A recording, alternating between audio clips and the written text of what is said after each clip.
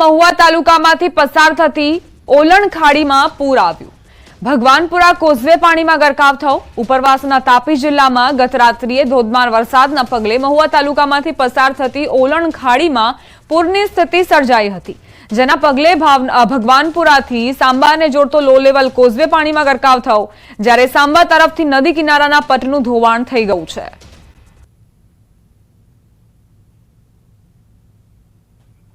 મહુવાની ઓલણ ખાડી જે છલકાઈ છે, ભગવાનપુરા કોઝવે તેમાં ગરકાવ થઈ ચૂક્યું છે, કારણ કે પાણી સતત વધતા જ જળસ્તર સીધું જ ઓલણ ખાડીના કોઝવે પર ફરી વળ્યું।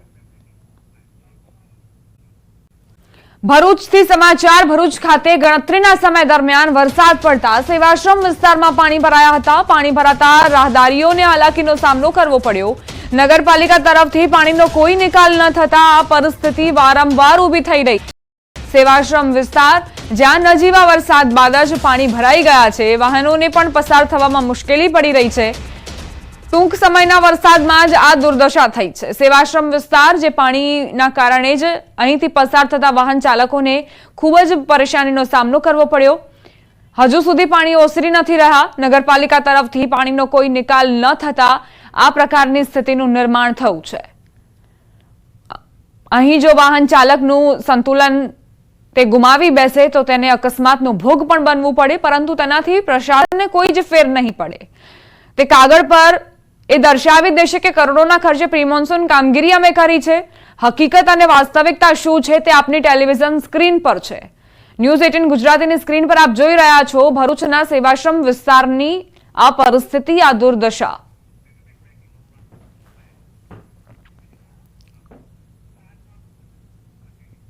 સુરતના મહુવા તાલુકામાંથી પસાર થતી ઓલણ ખાડીમાં પૂર આવ્યું।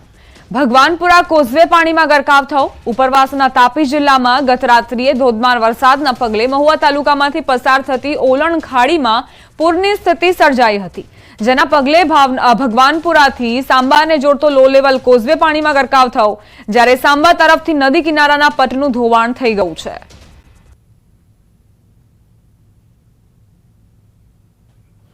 મહુવાની ઓલણ ખાડી જે છલકાઈ છે, ભગવાનપુરા કોઝવે તેમાં ગરકાવ થઈ ચૂક્યું છે, કારણ કે પાણી સતત વધતા જ જળસ્તર સીધું જ ઓલણ ખાડીના કોઝવે પર ફરી વળ્યું।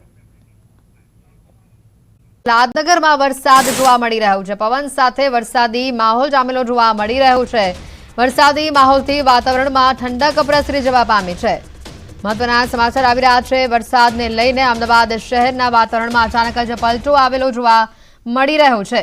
અમદાવાદમાં વરસાદની શરૂઆત થઈ, અનેક વિસ્તારોમાં હાલ વરસાદી માહોલ જોવા મળી રહ્યો છે, જેના કારણે વાતાવરણમાં ઠંડક પ્રસરી છે। અમદાવાદના વાતાવરણમાં પલટો આવ્યો। બપોરથી જ અમદાવાદના આકાશમાં કાળા ડિબાંગ વાદળો ઘેરાયેલા હતા। અમદાવાદના પ્રહલાદનગર વિસ્તારમાં વરસાદી ઝાપટા પડ્યા। વરસાદના કારણે ઠેક ઠેકાણે પાણી ભરાયેલા હોય તેવા દ્રશ્યો સામે આવ્યા।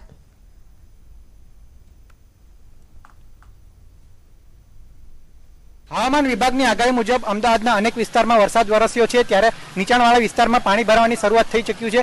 દ્રશ્યોમાં આપ જોઈ શકો છો તેમ નીચાણવાળા વિસ્તાર એવા મકરબા છે, જીવરાજ પાર્ક, વેજલપુર વિસ્તારમાં પાણી ભરાવાની શરૂઆત થઈ ચૂકી છે। થોડા જ વરસાદમાં પાણી ભરાવાની શરૂઆત થતાં અમદાવાદ પ્રશાસનની પોલ હાલ ખુલ્લી હોય તેવા દ્રશ્યો સામે આવી રહ્યા છે। માત્ર અડધો કલાકના વરસાદમાં શહેરના અનેક નીચાણવાળા વિસ્તારોમાં પાણી ભરાયા છે, તો અનેક વાહન ચાલકોને પણ હાલ મુશ્કેલી થઈ રહી છે। હવામાન વિભાગે 5 દિવસ ભારેથી અતિ ભારે વરસાદની આગાહી કરી હતી। તે મુજબ અમદાવાદમાં આજે સાંજે 5 વાગ્યાથી વરસાદ વરસવાની શરૂઆત થઈ ચૂકી હતી। 5 વાગ્યાથી શરૂ થયેલો વરસાદ હાલ પણ કેટલાક વિસ્તારોમાં વરસી રહ્યું છે। દ્રશ્યોમાં આપ જોઈ શકો છો તેમ નીચાણવાળા વિસ્તારોમાં પાણી ભરાયા છે। પૂર્વિન સુથાર, ન્યૂઝ 18 ગુજરાતી, અમદાવાદ।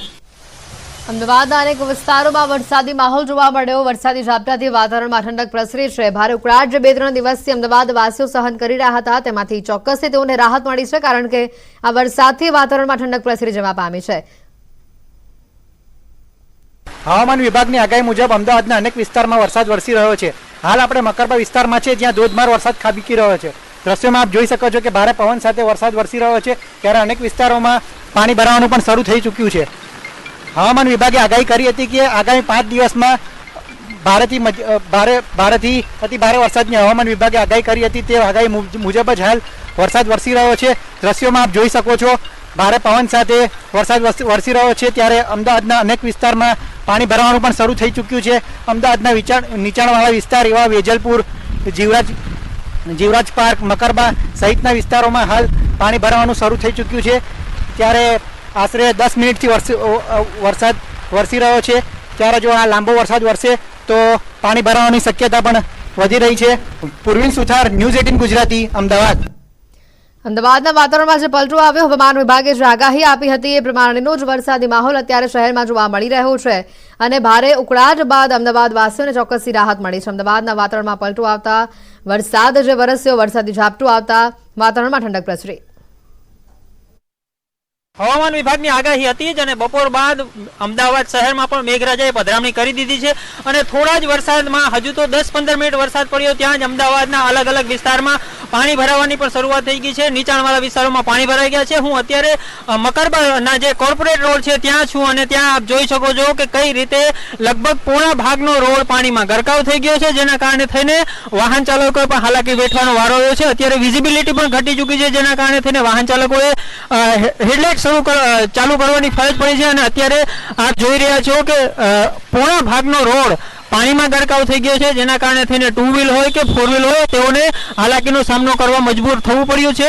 અત્યારે સાંજનો સમય છે, ઓફિસેથી પણ ઘણા લોકો ઘર તરફ પ્રયાણ કરી રહ્યા છે, પરંતુ વચ્ચે નીચાણવાળા વિસ્તારોમાં પાણી ભરાવાના કારણે હાલાકી વેઠવાનો વારો આવ્યો છે. જે રીતે આપ દ્રશ્યમાં જોઈ શકો છો કે લોકો પાણીમાં ન જવું પડે એટલા માટે થઈને પાણીને કઈ રીતે ઇગ્નોર કરીને આગળ વધી રહ્યા છે, પરંતુ પૂર્ણ ભાગ જે રોડનો છે તે પાણીમાં ગરકાવ થઈ ગયો છે. તેના કારણે થઈને જ ટ્રાફિકની સમસ્યા પણ અત્યારે સર્જાઈ રહી છે. અમદાવાદના અલગ અલગ વિસ્તારોમાં મેઘરાજાએ પધરામણી કરી છે. ઘાટલોડિયા હોય, વસ્ત્રાપુર હોય, બોપલ હોય, ગુમા હોય, અલગ અલગ વિસ્તારમાં વરસાદ ધમધોકાર પડી રહ્યો છે અને અત્યારે પ્રહલાદનગર વિસ્તારમાં પણ જોરદાર વરસાદ બાદ પાણી ભરાવાની શરૂઆત થઈ ગઈ છે અને નીચાણવાળા અનેક વિસ્તારોમાં પાણી ભરાયા છે. અત્યારે જે આપ દ્રશ્યો જોઈ રહ્યા છો તે મકરબાના કોર્પોરેટ રોડ ઉપર આપ જોઈ રહ્યા છો કે કઈ રીતે વાહન ચાલકોએ હાલાકી વેઠવાનો વારો આવી રહ્યો છે. જે હવામાન વિભાગે આગાહી કરી હતી એ પ્રમાણે જ અત્યારે વરસાદ શરૂ થઈ ગયો છે અને રોકાઈને અત્યારે વરસાદ થઈ રહ્યો છે. પટાટ લખમણ, ન્યૂઝ 18 ગુજરાતી, અમદાવાદ. અમદાવાદમાં ફરી વરસાદી માહોલ જામ્યો છે. લાંબા વિરામ બાદ વરસાદ વરસતા વાતાવરણમાં ઠંડક પ્રસરવા પામી છે. ભારે ઉકળાટ અને ગરમીથી અમદાવાદવાસીઓને રાહત મળી છે. ચોમાસાના અંતની ફરી એક વખત વરસાદી સિસ્ટમ જે છે તે સક્રિય થઈ છે અને તેને જ પગલે દક્ષિણ ગુજરાત સહિત અમદાવાદમાં વરસાદી માહોલ જામ્યો છે. દ્રશ્યોની વાત કરું તો અત્યારે હાલ અમદાવાદના દ્રશ્યો જોઈ શકો છો. પાછતરો જે વરસાદ જે છે ભાદરવાનો તે વરસાદ એકાએક શરૂ થયો હતો.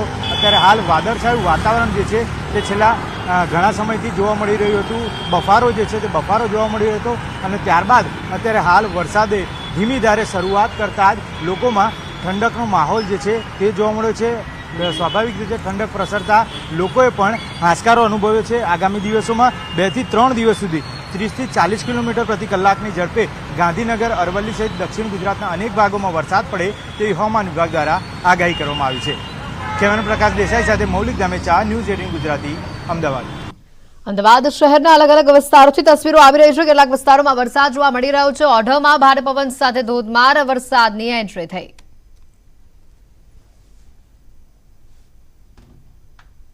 અમદાવાદના ઓઢવ વિસ્તારની આ તસવીરો આપણે બતાવી રહ્યા છે. અમદાવાદમાં વરસાદનું આગમન થતાં વાતાવરણમાં ઠંડક પ્રસરવા પામી છે.